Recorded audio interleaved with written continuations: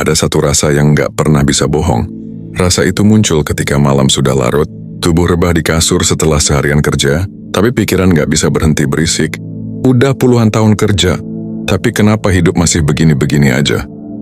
Pertanyaan itu seperti hantaman halus yang menyayat.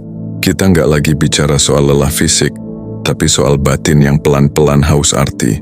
Banyak orang sibuk kerja sejak muda. Puluhan tahun tenaga habis, tapi di hati tetap ada kekosongan. Apakah semua ini cuma muter di lingkaran yang sama? Bab 1, ilusi kesibukan. Hidup modern membuat kita bangga dengan kata sibuk. Seolah-olah makin sibuk makin bernilai. Kita bangun pagi, kerja, pulang malam, tidur sebentar, lalu ulangi lagi. Bertahun-tahun pola itu nggak berubah. Tapi pernahkah kita jujur sama diri sendiri bahwa kesibukan bukan selalu tanda kebermaknaan? Para sufi sering mengingatkan, ada dua bentuk pekerjaan, kerja fisik yang menguras tenaga, kerja jiwa yang memberi arah pada hidup. Banyak orang menua hanya dengan kerja fisik, tapi lupa menghidupi kerja jiwa. Dan disitulah letak kekecewaan terbesar, karena tubuh memang bisa bertahan tapi hati akan selalu menuntut makna. Bab 2, syariat memahami dimensi lahiriah. Dalam syariat, kerja adalah ibadah. Nabi pernah bersabda, tidaklah seseorang memakan makanan yang lebih baik daripada hasil usahanya sendiri. Artinya, kerja itu mulia. Tapi syariat juga mengingatkan, kerja bukan hanya untuk mengisi perut. Kalau kerja hanya jadi rutinitas tanpa niat yang benar, maka ia akan berubah jadi beban. Kerja puluhan tahun tapi hidup tetap hampa itu tanda bahwa kita sedang salah menaruh niat. Syariat mengajarkan untuk mengikat setiap usaha dengan kesadaran ilahiyah. Saya bekerja bukan untuk sekadar gaji, tapi untuk menghidupi keluarga, memberi manfaat, dan mendekatkan diri pada Allah. Bab 3, tarikat jalan panjang menata niat. Di jalan sufi, tarikat adalah proses membersihkan arah hidup. Pernah dengar istilah, jalan tanpa tujuan adalah kebingungan yang panjang? Begitu juga hidup. Kalau kerja nggak pernah diarahkan, maka puluhan tahun pun tetap akan terasa kosong. Dalam tarikat, kerja yang sama bisa jadi berlipat nilainya kalau dihubungkan dengan kesadaran. Misalnya, menjual barang bukan cuma soal untung tapi latihan kejujuran. Mengajar murid bukan cuma soal gaji tapi latihan ikhlas berbagi ilmu. Bahkan jadi buruh sekalipun bisa jadi latihan sabar dan ridha. Ketika arah diperbaiki, energi batin ikut berubah. Kita nggak lagi merasa kerja itu begini-begini aja, tapi jadi perjalanan yang bermakna. Bab 4, hakikat menyingkap tabir rezeki. Hakikat mengajarkan kita bahwa uang bukanlah rezeki sejati. Banyak orang salah paham, kerja keras mah rezeki banyak.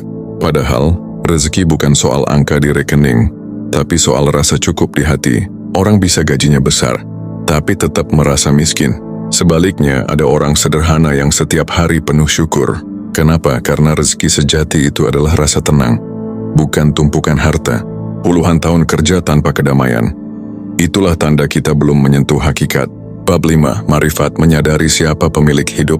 Di puncak perjalanan sufi, ma'rifat adalah kesadaran bahwa semua milik Allah, kita hanya singgah sebentar. Puluhan tahun kerja bukanlah ukuran panjangnya hidup. Yang sejati adalah seberapa dalam kita mengenal Tuhan di balik kerja itu. Orang yang sudah sampai di ma'rifat akan melihat pekerjaan bukan lagi beban, tapi ladang perjumpaan dengan Allah.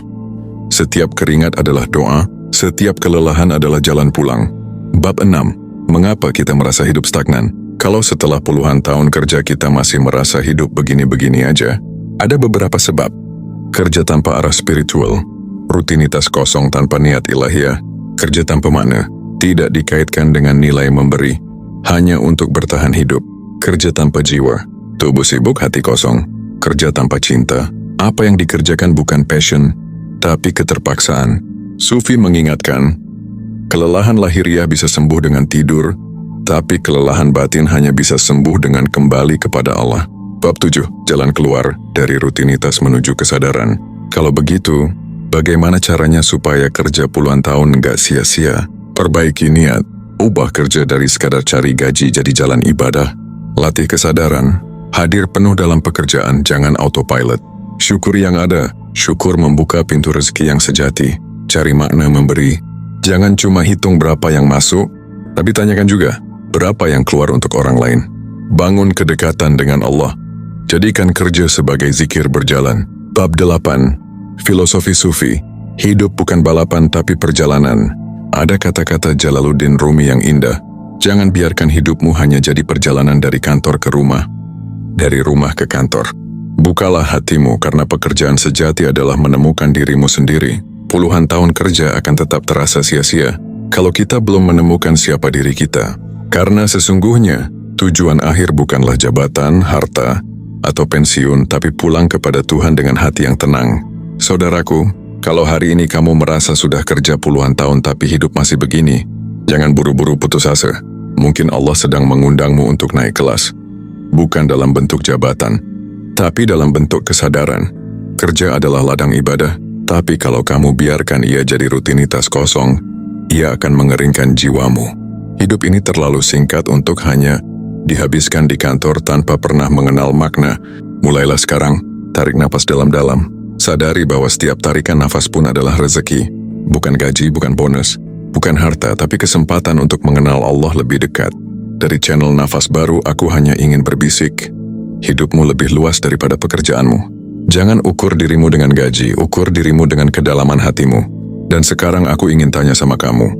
Kalau hari ini kamu disuruh berhenti kerja selamanya, apa makna yang sudah kamu tinggalkan di dunia ini?